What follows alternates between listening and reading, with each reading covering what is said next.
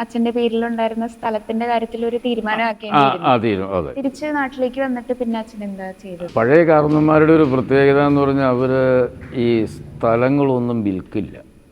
ഈ 10 മക്കളുണ്ടായിട്ട് ഈ അപ്പൻ അധികമൊന്നും വിറ്റിട്ടില്ല. അവരുടെ ഒരു പ്രത്യേകതയാണ്.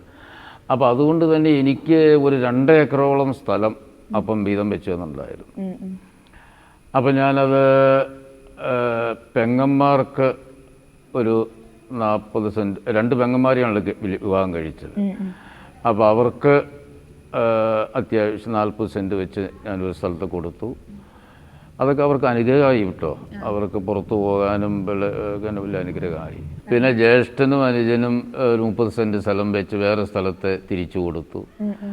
അപ്പോൾ എനിക്കൊരു ചിന്തയുണ്ടായിരുന്നു, നമ്മുടെ ഈ പല കുടുംബങ്ങളിലും ഈ വീതം വെപ്പൊക്കെ വരുമ്പോഴേ അസ്വസ്ഥതകളും കാര്യങ്ങളും, പക്ഷേ അങ്ങനെ ഒരു സംഭവം ഉണ്ടാകരുതെന്ന് എനിക്ക് ആഗ്രഹമുണ്ട്. അതുകൊണ്ട് അത് വലിയൊരു സന്തോഷമാണ്. ആർക്കും ഒരു അതൃപ്തി കാര്യത്തിലില്ല. പിന്നെയാണ് എനിക്ക് ഈ 60 സെൻറ്റ് സ്ഥലം ഒരു പുഴത്തീരത്തുണ്ടായിരുന്നു.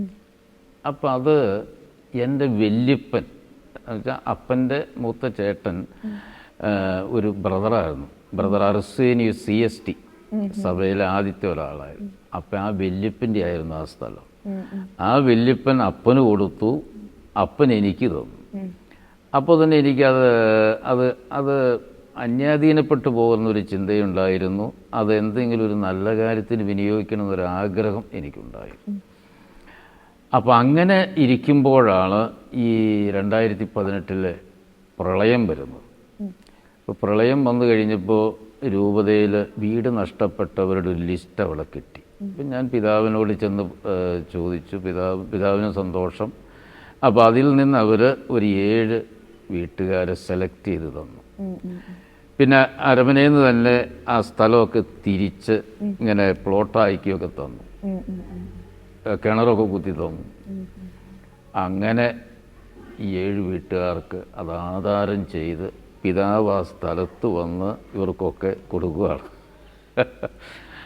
അപ്പോൾ ബാക്കി ആ പുഴത്തീരത്ത് ഒരു 10 സെൻറ്റ് സ്ഥലം കൂടി ഉണ്ടായിരുന്നു.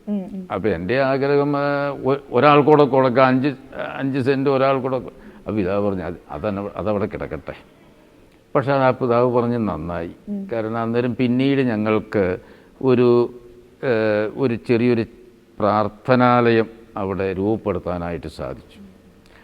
അപ്പോൾ ഈ കരിസ്മാറ്റിക് പ്രാർത്ഥനയിലൊക്കെ ഉള്ളവർ ഞങ്ങളിങ്ങനെ ഒരു കൂട്ടായ്മയായിട്ട് പിന്നെ ഇവരെയൊക്കെ ഒന്ന് കൂട്ടിച്ചേർക്കാനും ഒക്കെ സാധിച്ചു. അപ്പോൾ അങ്ങനെ അവിടെ ഒരു ചാപ്പൽ വന്നു. അപ്പം ഞാൻ ഈ തക്കലയുള്ളത് കൊണ്ട് എനിക്ക് ദൈവസഹായം പിള്ളയായിട്ട് ഭയങ്കരമായൊരു ടച്ച്.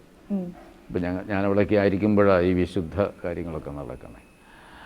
അപ്പോൾ വിശുദ്ധ ദൈവസഹായം പിള്ളയുടെ നാമത്തിൽ ഞങ്ങളൊരു ചാപ്പൽ അവിടെ പ്രാർത്ഥന കൂട്ടായ്മ. വിശുദ്ധ കുർബാനയൊന്നുമില്ല കേട്ടോ.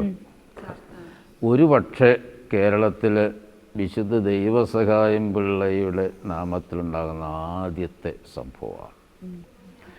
അപ്പോൾ ഞങ്ങളെല്ലാ ഞായറാഴ്ചയും ഉച്ച കഴിഞ്ഞ് 2 മണി മുതൽ 5 മണി വരെ പ്രാർത്ഥനയും ആരാധനയും വചനപ്രഘോഷണമുണ്ട്.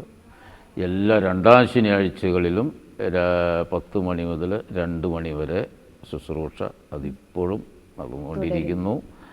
അപ്പോൾ ആ പരിസരത്തുള്ളവർക്കൊക്കെ വന്നു കൂടാനും പ്രാർത്ഥിക്കാനും ഞങ്ങൾക്ക് ഈ ഒരു കൂട്ടായിട്ട് നിൽക്കാനും ഒക്കെ സാധിക്കുന്നു എന്നുള്ളതാണ്. ദൈവസഹായം പിള്ള, വിശുദ്ധ ദൈവസഹായം പിള്ളയെ പറ്റി പറഞ്ഞപ്പോഴാണ് ഓർക്കുന്നത്, അച്ഛൻ നാടകത്തിലൊക്കെ വിശുദ്ധ ദൈവസഹായം പിള്ളയുടെ നാടകം അച്ഛൻ രചിച്ചിട്ടുണ്ട്, സംവിധാനം ചെയ്തിട്ടുണ്ട്. സംവിധാനം ചെയ്തു. 25 സ്റ്റേജ് അത് പൂർത്തിയായി. ഇനിയും ഇപ്പം ഈ മഴക്കാലം കഴിഞ്ഞാൽ ചിലപ്പോൾ അവരൊക്കെ ഉണ്ട് അഭിനയിക്കും. എവിടെ സ്റ്റേജ് കിട്ടിയാൽ ഞങ്ങളത് അഭിനയിക്കും.